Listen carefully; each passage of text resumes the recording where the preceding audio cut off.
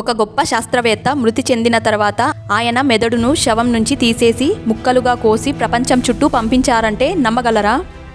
అలాగే జరిగింది. శాస్త్రవేత్త పేరు ఆల్బర్ట్ ఐన్స్టీన్.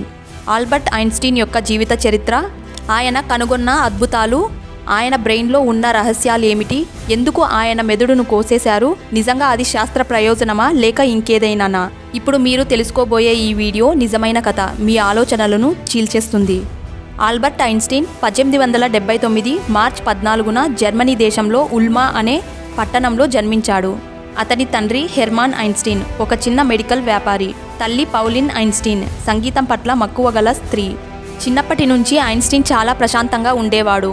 ఒక విచిత్రమైన విషయం ఏంటంటే 4 ఏళ్ల వయసు వరకు మాట్లాడలేదు. అందరూ అతడిని వెర్రివాడు అనుకున్నారు. కానీ అతనెంతో గొప్ప మేధావి. ఒకసారి అతని తండ్రి అతనికి ఒక చిన్న దిక్సూచి ఇచ్చాడు. అది ఎప్పుడూ ఉత్తర దిశనే చూపిస్తుండేది. ఈ చిన్న ఆట బొమ్మే అతని మనసులో శాస్త్రానికి మొదటి చీకటి దీపం వెలిగించింది. ఇది ఎలా పనిచేస్తుంది అనే ప్రశ్నతో అతడి విజ్ఞాననయం మొదలయ్యింది. పిల్లవాడిగా స్కూల్లో అంతగా బాగా చదవలేకపోయాడు. ఒకసారి అతని టీచర్ ఈ బాలుడికి జీవితంలో ఎలాంటి సాధన ఉండదు అన్నాడు.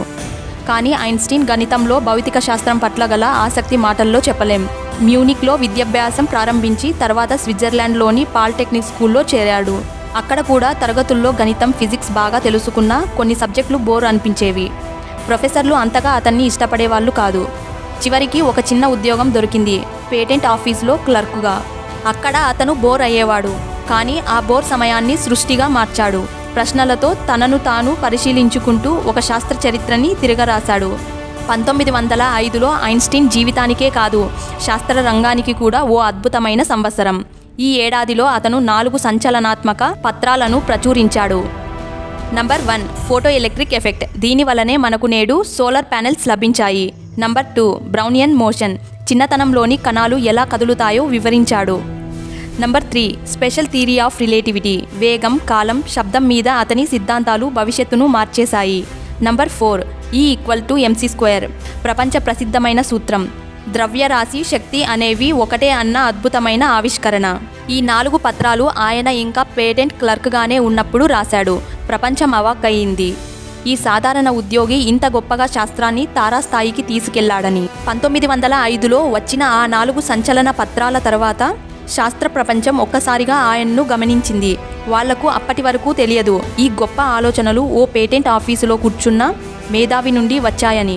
ఆయనకు పలు విశ్వవిద్యాలయాల నుండి ఆహ్వానాలు వచ్చాయి. శాస్త్ర సమాజం ఆయన సిద్ధాంతాలను పూర్తిగా అంగీకరించింది. 1915లో ఐన్స్టీన్ మరో అద్భుత సిద్ధాంతంతో వచ్చాడు, జనరల్ థియరీ ఆఫ్ రిలేటివిటీ. ఇది స్పెషల్ రిలేటివిటీ కన్నా చాలా గొప్పది. ఇందులో చెప్పిన మాట భూమి సూర్యుని చుట్టూ తిరుగుతుంది, ఎందుకంటే సూర్యుడు భూకక్షలో ఖాళీని వంగిపోయేలా చేశాడు. ఈ సిద్ధాంతం మనం ఎప్పుడూ చూసే గ్రావిటీ గురించి నూతనంగా చెప్పింది.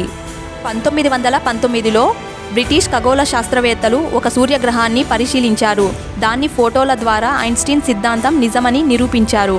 ఈ వార్త ప్రపంచ దినపత్రికల తొలి పేజీలో వచ్చింది, ఐన్స్టీన్ వాజ్ రైట్ అనే శీర్షికలతో. ఆ రోజు నుండి ఐన్స్టీన్ శాస్త్రవేత్త మాత్రమే కాదు, ప్రపంచ స్థాయి గొప్ప మేధావిగా అయిపోయాడు. 1940లో ప్రపంచం 2వ ప్రపంచ యుద్ధంలో ఉంది. జర్మనీ హిట్లర్ నాయకత్వంలో అణ్వయుద్ధాలపై పనిచేస్తోంది. అంతేకాదు, ఐన్స్టీన్ జూయిస్ అయినందువల్ల హిట్లర్ పాలనలో తనకు ప్రాణహాని ఉందని తెలుసుకున్నాడు. అందుకే ఐన్స్టీన్ అమెరికాకి వెళ్ళిపోయాడు.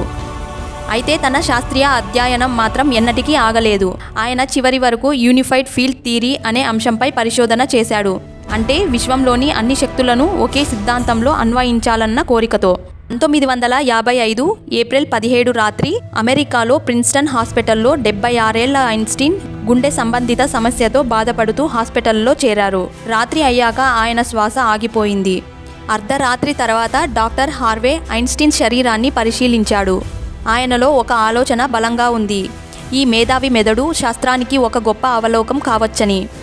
ఆయన సర్జికల్ పద్ధతిలో మెదడును శరీరం నుండి తీసేశాడు, ఎవరికీ చెప్పకుండా, ఎవరి ఆమోదం లేకుండా. అంతటితో ఆగలేదు. ఆ మెదడును తుక్కలుగా సుమారు 240 ముక్కలుగా కట్ చేశాడు. ఒక్కో ముక్కను ఒక చిన్న గ్లాస్ స్లైడ్లో ఉంచాడు. కొన్ని హాస్పిటల్స్లో, కొన్ని సెలడిన్లో భద్రంగా శాస్త్రీయంగా ఉంచాడు. ఈ విషయం బయటకు రాగానే ఐన్స్టీన్ కుటుంబ సభ్యులు కోపంతో రగిలిపోయారు. ఐన్స్టీన్ స్పష్టంగా చెప్పాడు, తన శరీరాన్ని ఆరాధించవద్దని, మెదడుతో ఆటలాడవద్దని. అయినా అప్పటికి బ్రెయిన్ తీసేశారు. డాక్టర్ హార్వే తన కుటుంబాన్ని, ఉద్యోగాన్ని కోల్పోయినా ఆ బ్రెయిన్ ముక్కలను రీసెర్చ్ ల్యాబ్స్కు పంపించాడు. అందులో చాలామంది న్యూరో సైంటిస్టులు పరిశీలించడం మొదలుపెట్టారు. ఐన్స్టీన్ బ్రెయిన్లో ఆసక్తికరమైన ఫైండింగ్ ఏంటంటే, ఐన్స్టీన్ మెదడులో పెరైటల్ లోబ్ అనేది చాలా పెద్దగా ఉంటుంది. ఇది మ్యాథ్స్, స్పేస్, ఇమాజినేషన్ నియంత్రించే భాగం. ఆయనకు గణితంలో అంత గోప్యమైన స్థాయి అందుకేనేమో. మరో అంశం ఏంటంటే, ఆయన మెదడులో గ్లియల్ సెల్స్ అంటే సపోర్ట్ సెల్స్ సాధారణ జనంతో పోలిస్తే ఎక్కువగా ఉన్నాయట. ఇది ఎక్కువ థింకింగ్ యాక్టివిటీకి సంకేతం.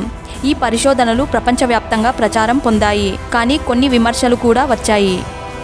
ఐన్స్టీన్ కుటుంబం చాలా నిరాశ చెందింది. ఇది ఆయన అంత్యక్రియలపై అవమానం అని అన్నారు. మొదట్లో బహిరంగంగా ఇది ఒప్పుకోలేదు. హార్వేపై ఆరోపణలు వచ్చాయి. వాటిని ఎదుర్కొంటూ హార్వే ఇలా చెప్పాడు, నేను శాస్త్రం కోసమే చేశాను. ఐన్స్టీన్ మెదడు ప్రపంచానికి ఒక బహుమతి.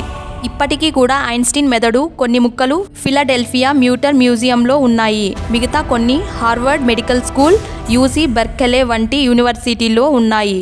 ఒక్కోసారి డాక్టర్ హార్వే కొంతమందికి మెమొరీగా బ్రెయిన్ ముక్కలు పోస్ట్ చేశాడు. ఒక గొప్ప మేధావి మెదడు ఇప్పుడు శీతలీకరణ భద్రతలో చిన్న గాజు స్లైడ్లో ఉన్నాయి.